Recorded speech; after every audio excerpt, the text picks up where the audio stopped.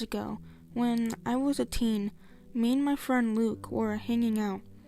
I had been talking to these two girls, and they wanted us to meet them at Walmart. So I told Luke, "Bro, let's go to Walmart and meet these girls." We were both single and, well, teens of course, so we went. Luke lived walking distance from Walmart, so we walked. I should also mention before all this that day, I was very depressed and felt like dying, so hearing that these girls wanted to hang out made my night. As we began walking to Walmart, I texted the girls and told them we'd be there in about 5 minutes. Fast forward 5 minutes later, and we were there. I told them in a text we just got there, and they texted back and said, "We are in the furniture section." I said okay, so me and Luke began walking towards the furniture section of Walmart, and when we get there, my face went blank. No girls here, I thought to myself. Great, stood up. This made my depression even worse. Then I noticed this guy. He asked, "You looking for those girls?" I said, "Yes, where did they go?" And he avoided my question. Something was off with this guy. More about that later. I stood there with Luke, puzzled as to what was going on, and the guy looks at me. I happened to look into his eyes. I saw something I've never seen in my life. Black, fiery eyes, like staring into space that's on fire. He looks at me and starts telling me things no one can know about my life. He starts talking about how I'm dressed, saying I'm nothing, that my life will always be shit, and that no woman would ever want me.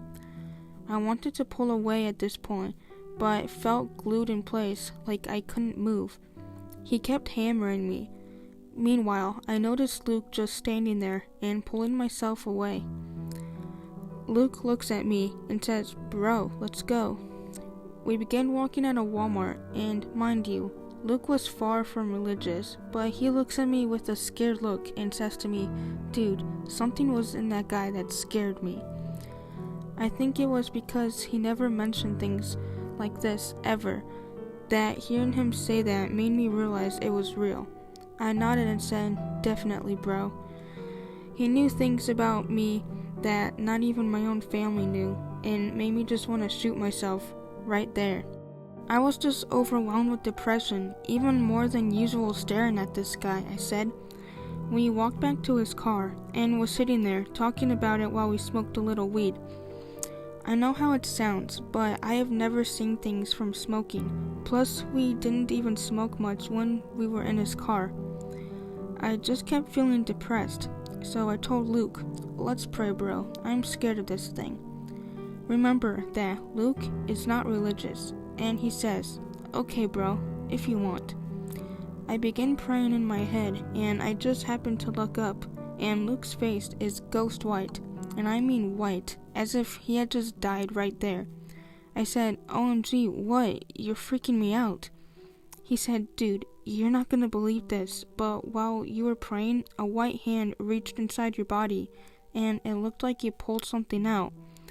As he said that, I felt a weight off my shoulders, and was overwhelmed with joy. I began to smile. It didn't feel evil. It felt like something was watching over me and helping me.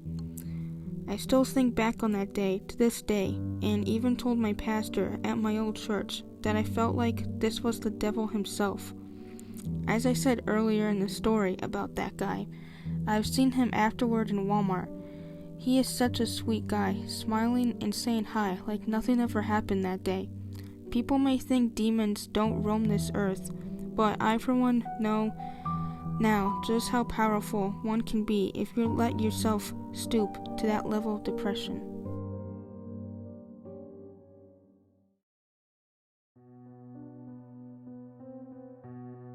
This is the story of the dumb decisions I made in February of 2019 while in a Tennessee Walmart.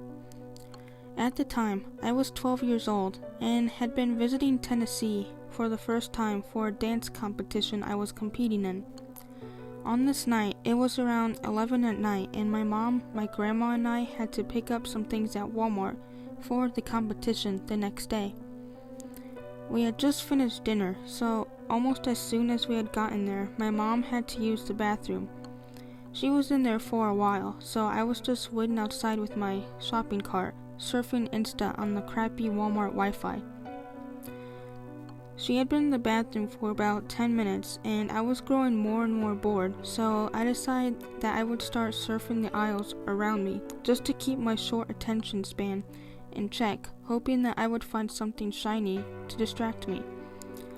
I turned to the third aisle, and once I was about halfway through, a shorter man with a plastic Walmart bag in his hand rounded the corner and started slowly stalking behind me.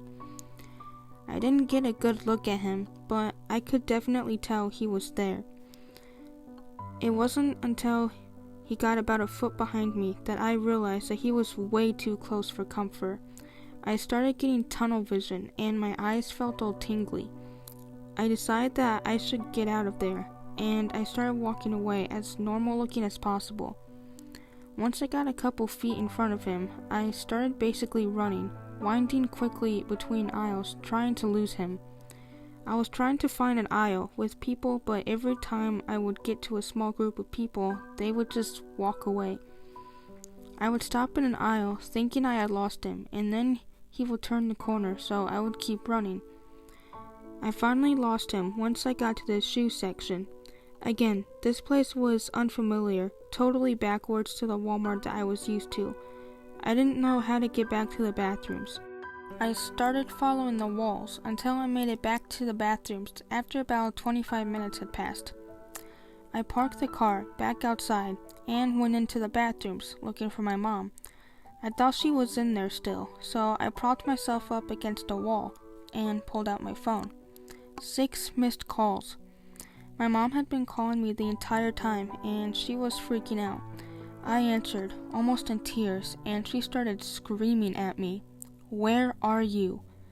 I vaguely explained to her what happened, too overwhelmed and panicky to explain. She and my grandmother, whom she had called to help look for me, met up with me in the bathrooms. They told me people had been calling my name over the speaker, but it was probably when I was in the bathroom, and that's why I didn't hear it. We reported the guy to the employees, paid for our stuff, and left. I made very dumb decisions during this encounter. So, if you ever find yourself in a situation similar to mine, which I hope you don't, abandon your shopping cart. Whatever items you had picked up, you can pick them back up later. Tell someone that you're being followed. Better safe than sorry. I should have turned to face him. There were people around, and if he would have tried anything, they could have heard my screams, as dark as that sounds. Most of the time when people face their attackers and show bravery, they get caught off guard. So, creepy guy who followed me around the Tennessee Walmart, let's not ever meet again.